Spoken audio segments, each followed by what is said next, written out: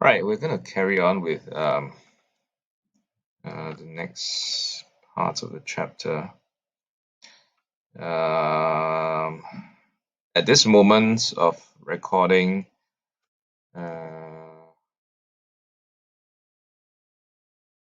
government just announced a few more measures, and it looks like we're going back to circuit breaker. Although it isn't circuit breaker, and the official term is phase two heightened measures, and it's funny. So nevertheless, well, this comes in nicely. And if you're here just for revision, it's a throwback then to the times when we were challenged. All right, anyway, we'll carry on with this. And I will, yeah, and I'm sure that the Spanish Inquisition will point out where exactly do I actually start teaching, so as you don't have to hear my ramblings. Right, now, bear in mind that we have three factors for this. Unit 2, Chapter 5, Reasons for Germany's Defeat in World War II. And we've covered the first factor that is talking about the strengths of USA. And if I haven't already mentioned in the previous recording, the first factor of entry of the USA, uh, that factor is being split into so-called two parts to it. So what I hate is that I don't have the presenter options to control this, and I'm not going to waste time to figure out how to edit this video like all those professionals, because nobody is sponsoring me like the oversimplified videos. All right, here. I'm not going to go in the slide presentation. So if you look at this particular factor, the first one, or rather the first few here. All right, the first few things it covers USA's role. So the word here will be role before their entry into the war. So as you can see, right, actually the actually the factor, okay, US entry into the war, that actually it's not accurate. So depending on the structured essay questions, the SEQs that you're going to be doing, look at the given factor carefully. And if they do say that the main reason for Germany's defeats in World War II was due to US entry into the war, then you shouldn't be talking about the first two parts. You should be talking about USA formally enters World War II, right? So there's that. Do keep in mind when you are going through SEQs. So then does it mean that we completely leave out the first part there? No, because we can still ask an 8-mark question based on that. So like, for example, explain what is USA's role prior to entering World War II and what were their involvement. And you can see that actually it looks like there are two clear factors, right? So that could be a possible question that they ask. Okay, then after that, then you talk about USA's formal entry, and you realize that that actually only covers like a few slides, right? Now we're going to go on to German weaknesses. There are quite a few things under here. There are 4 different sub points or factors or reasons, okay, to the German weaknesses, and so this will take some time. Now the first one being the ineffective command structure. This would be a throwback to yeah, as usual, I can't play videos when I'm recording this. Or can I? No, I'm not going to figure it out. So the ineffective command structure, there are videos to watch regarding this. If you watch the movie Downfall, and that movie is famous for that particular scene where Hitler goes on a rant, and then people start inserting subtitles to replicate whatever that he's actually ranting about, which obviously isn't actually accurate. Okay. Um, yeah, those are the Hitler parodies. And then I think there was some copyright issues, and YouTube took down quite a bit of them. These have been around since I started teaching, man. So that's 9 years ago, 8 years ago, 8, 9 years ago at least, right? Okay, so now the German states and the military command structure was hampered by a confusing system of overlapping authority. Hitler insisted on making decisions that should be left to the military. And besides Hitler, nobody else had the power to make decisions or have access to all information. So in times of a war, this might not be very clear. Okay, so in times of a war, the country declares the war, right? So usually it will be the head of the states, so either the prime minister or the president or Kim Jong Il. No, what's the current Kim Jong Un, right? Who declares the war, and then after that is the military that does the fighting. So in the military, we have our we yes, unfortunately, I'm still part of the military. Um, the military have their own structure, okay, and basically there's one top guy, the general, the three-star general for our case, who will be commanding everything. Now, does because he is the number one guy, does he have all the power to make all the decisions? It's not quite clear because then there's also the prime minister above him, right? So then who has more power in making decisions? That isn't exactly clear. So that is the issue here where Hitler decided that he is the chancellor, the president, the Führer, and so therefore he should be making all the decisions, right? As compared to the generals who are under his charge. And if you recall the movie Hitler Rise of Evil, the president was scolding him as a bohemian corporal, right? Because Hitler's rank in World War I was a corporal. And if you know your ranks, corporal is like way below a general. So therefore, his experience in the war and his leadership skills, despite all his leadership skills, he might not have much when it comes to, oh my goodness, I'm so sorry about that. If you can hear that, there's some renovation going on. Um, as I was saying, what was I saying? Yes, so Hitler being a corporal, he would not have the kind of relative leadership experience in terms of fighting a war, and he should actually leave these decisions to the military generals. Okay, but Hitler being Hitler decided to make all the generals make all the decisions himself. So Hitler often went against the advice of his experienced generals, and his decisions frequently proved to be mistakes. So now, for example, some of the mistakes that he made in the Battle of Britain, Hitler initially focused on destroying the Royal Air Force, and that was actually a brilliant decision to destroy the Air Force because at that time, I think in World War II, it was the first major war in which the Air Force was actually utilized, and they realized the power of the Air Force, and so destroying the Air Force would give them a huge advantage. But for some reason, he decided to shift his focus to attacking Britain's cities instead, and this gave the British Royal Air Force time to recover. So that particular mistake actually gave the Allied powers the chance to recover, regroup, and basically survive. Rather, not the Allied powers, but Britain, the last remaining Allied country left standing. Okay, the second mistake that he made, although he gained the upper hand in the invasion of Soviet Union, he again disregarded the advice of his generals and shifted some of his military decisions to from Moscow, sorry, to attack other places. Now, why was Moscow so important? Is because it was the capital, and at the time, I think, and if they take the capital, basically they would have a strong upper hand psychologically, and in the war and in a battle against Soviet Union, they would have a higher chance of winning. So this cost Hitler the chance to end the war against the Soviets decisively, again giving the Soviet Union the chance to regroup, reorganize, and come back at Hitler again. I apologize, I'm hearing a lot of renovation noise.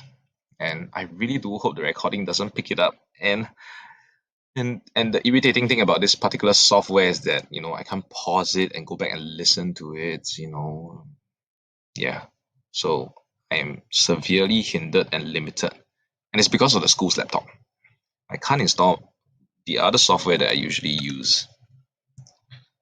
Right, so apologies, coming back here. So that's the part about the ineffective command structure where it suffered from a confusing system of overlapping authority.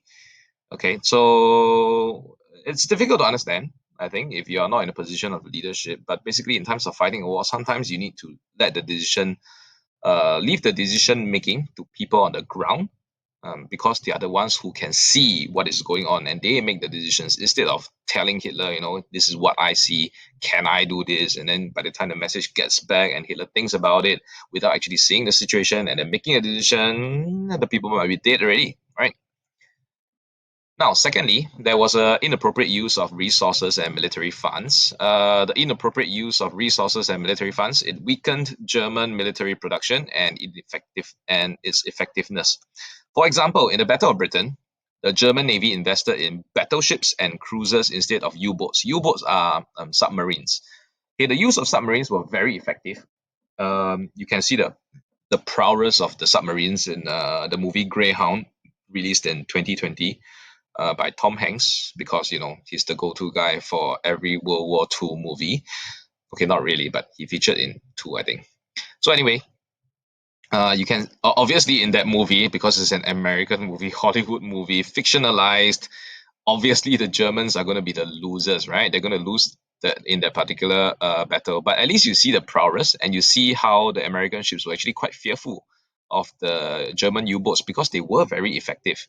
Okay, so when Hitler actually shifted the resources to producing battleships and cruisers, instead of U-boats, it definitely compromised the effectiveness of their military tactics. There's another movie called U-571. I watched it many years ago. Can't remember much about it, but that basically is talking about U-boats as well. Okay. There was competition for funds among military leaders who wanted to build up their own section of the Wehrmacht. That is the German military machine, the Wehrmacht, right? Probably pronouncing it wrong again. And okay, so what that means is that the military leaders were concerned about their own prestige. They weren't really thinking about the German military, and they just want to make sure that they look good in front of Hitler. Yeah, for some reason, right? And goodness. Right. Okay, and factories, they were staffed by starving slave laborers. The German women stayed at home instead of contributing to the war effort, and there was a lack of adequate personnel for armaments production. So basically, all the men were off fighting the war, and so the factories are left unattended. So the US were smarter in a sense in that they actually deployed the women to be working in the factories. This would be a clear prominence factor in Chapter 6 for Japan. I'm not sure why that isn't a factor for this, because the principle of having the woman working in the factory leading to more resources and contributing to the war effort is not specifically targeting Japan, but it helped to defeat Germany as well. So in terms of your SEQ, I believe that if you were to use that factor about the role of the woman for this chapter's question, at the O levels, you should not be marked wrong because it is still a logically applicable factor. Okay? I'm gonna move myself back. Goodness. So delayed. Right. Okay. And Germany were focused on producing many different types of armaments instead of focusing on a few proven weapons and equipment. So many spare parts were needed and wasted valuable resources. So when it comes to military weapons, right, we don't the military don't like to rather they are constantly in innovation, but we would see that the use of certain stable weapons is what is needed rather than some fancy weapon that doesn't work well in the battlefield. So, for example, the Singapore was using the M16 for a long period of time, and that was a weapon that came out since the Vietnam War. So that's in the 1970s, 60s, 70s, and I was trained in that particular weapon. That was still in use as of 2004, 2005, and even in fact today, those weapons are still around and they're still being used. So stability was what was needed, but Hitler was focused on producing different kind of fancy weapons. Okay, so yes, that's related to the next point that you're seeing now on the screen. He constantly demanded the most up-to-date weapons, and some weapons were mass-produced before they were tested on the battlefield, and this wasted valuable resources. You really don't want, when you're fighting, you really don't want a weapon that suddenly doesn't fire when you are pulling the trigger. You want a stable, reliable weapon. Okay, so that is the inappropriate use of resources and military funds. Now, I believe that if you look at the textbook, they also mention stuff about even winter wear. So this is going to come up again when we talk about the Battle of Soviet Union. and how the winter actually helped to defeat Hitler's forces because they were so severely ill prepared. So that's the second sub point or factor or reason. And this is the third one, the heavy reliance on petroleum. Germany had limited natural petroleum reserves, and so petroleum being the chief resource. Again, you see, we come back again to the word resource. Okay, the people are the resource, the petroleum is a resource. Without resources, you can't fight a war. So, in order to solve the problem of a lack of petroleum, Germany actually invented synthetic oil by liquefying coal. And so they seized the oil fields of Nazi occupied territories, and the primary ones in which they used was Romania. But by 1943, the German synthetic oil plants and oil fields were heavily targeted and bombed by the USA. So the example of the Ploiești oil fields in Romania, Ploiești oil fields in Romania, where with it being the chief source of Germans' oil imports, were put out of operation when they were severely bombed. So this is a good lesson on not putting all your eggs into one basket. And after the USA target this one oil field, is going to affect Hitler's resources quite substantially. Now, what do they mean by reliance on petroleum? Now, to my very limited understanding of how chemicals work when it comes to oil and stuff, cause science, I'm really not good at it. According to my basic rudimentary understanding, right? So, if I'm not wrong, there are different military vehicles, equipments that run on different types of oil. So there can be petrol, there can be diesel.